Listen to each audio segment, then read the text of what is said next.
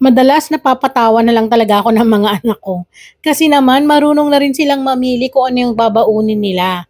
At this time nga, ito nga ang gusto nila, ang Filipino style pork bistec Tagalog. O di ba? Kaya naman tara, wag na natin palampasin. So dito nga gagamit tayo ng pork chop para sa ating pork bistec Tagalog. So ito ay 1 kilo, 10 piraso po yan. Then gagamit tayo nito yung pang tenderizer natin.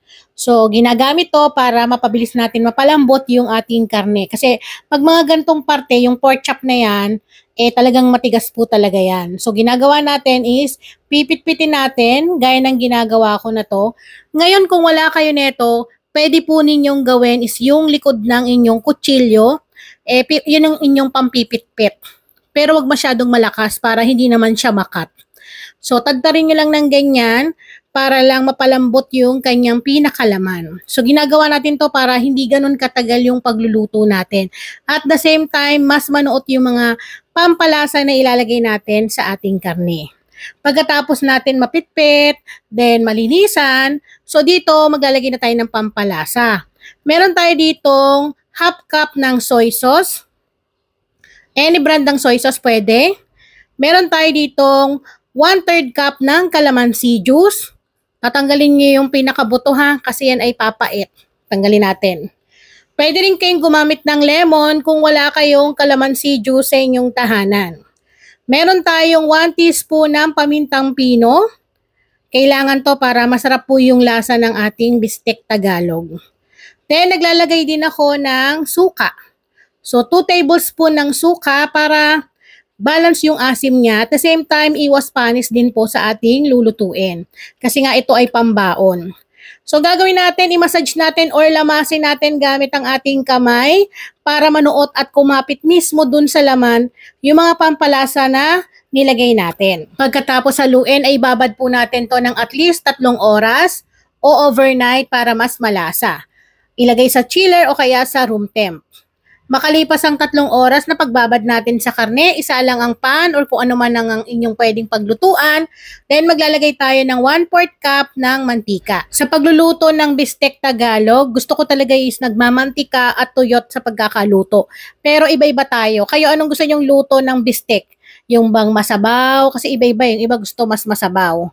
So dito nga, ito na yung ating nababad ng 3 oras. Ang gagawin natin dito is isi-sear muna natin to bago natin yan lulutuin mamaya. So ganun yung technique ko pero hindi tayo pare-parehas ng technique sa pagluluto natin. Iba is nire-rekta na, pwede rin naman yon.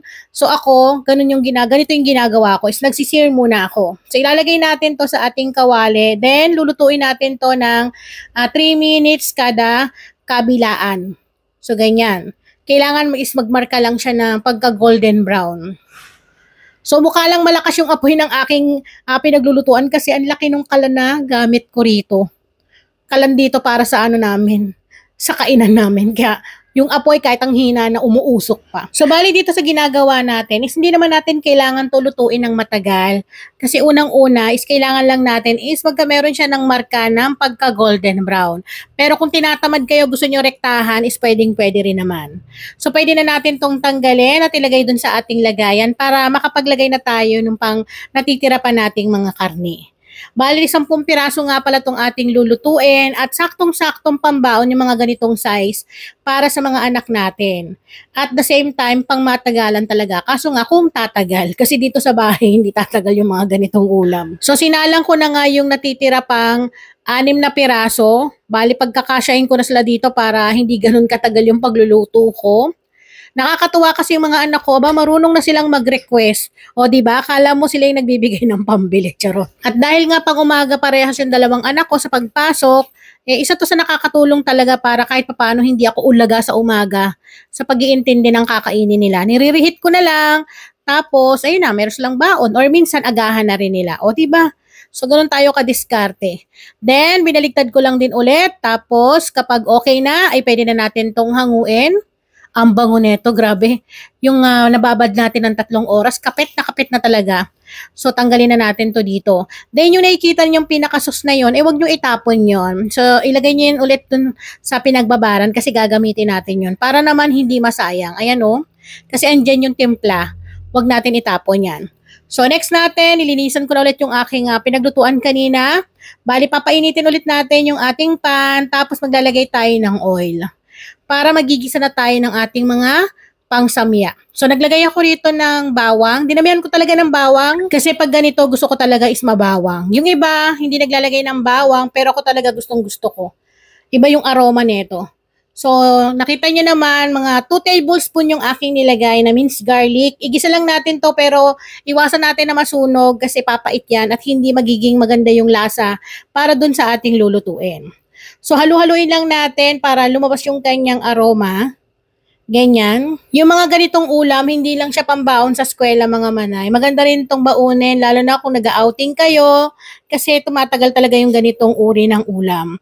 Pero again nga, kapag masarap ang pagkakaluto mo, malamang hindi naaabuti ng baon kinabukasan. Pagkatapos nga magisa yung ating bawang, nilagay ko na yung kanyang pinagbabara, nung karni natin ha, kaya wag niyong itatapon yon. Then naglagay lang din ako ng 1 kutsarang sugar.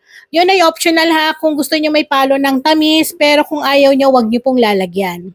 Pwede rin kayo rito maglagay ng sili kung gusto niyo may palo ng anghang. At once na mahalo na natin, ilagay na natin isa-isa yung ating naprito kanina na pork chop. Kaya mga mami, sa mga nakakanood nito, try nyo tong ating recipe na to dahil I'm sure i-request din sa inyo to ng mga anak ninyo kapag natikman nila. Kasi masarap na at pwedeng-pwede talagang pang-stock sa inyong tahanan. Then, pagkatapos natin mailagay yung karne, halu-haluin po natin para maging pantay yung timpla, para naman hindi lang sa ilalim yung may lasa.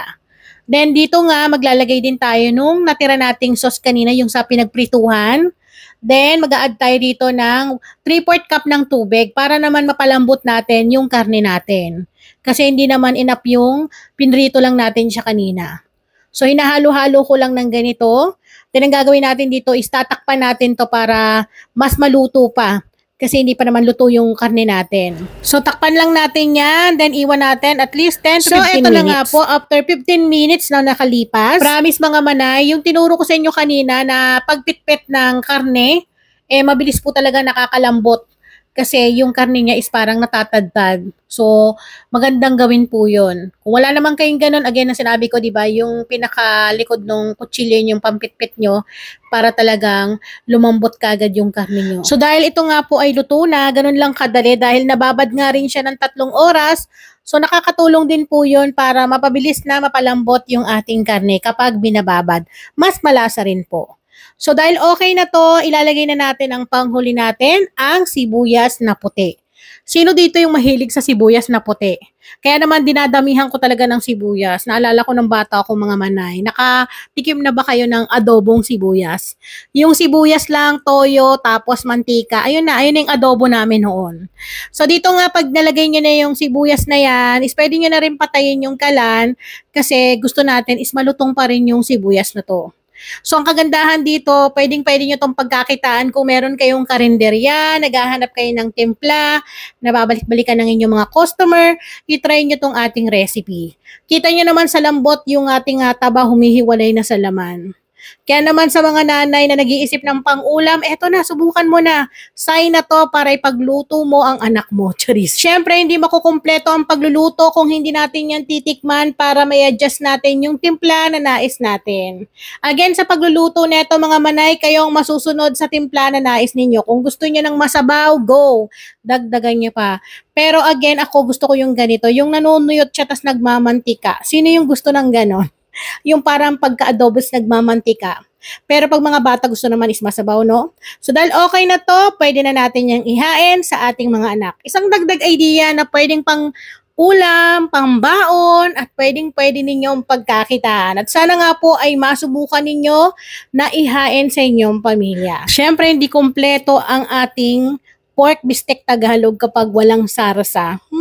Grabe. Yung sarsa pa lang yan, ilang kanin na ang mauubos niyan.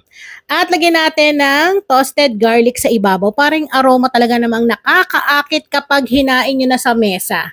Kaya naman muli ako po ang inyong madiskating nanay. Maraming salamat po sa inyong panonood. Kaya naman tara, kain po tayo!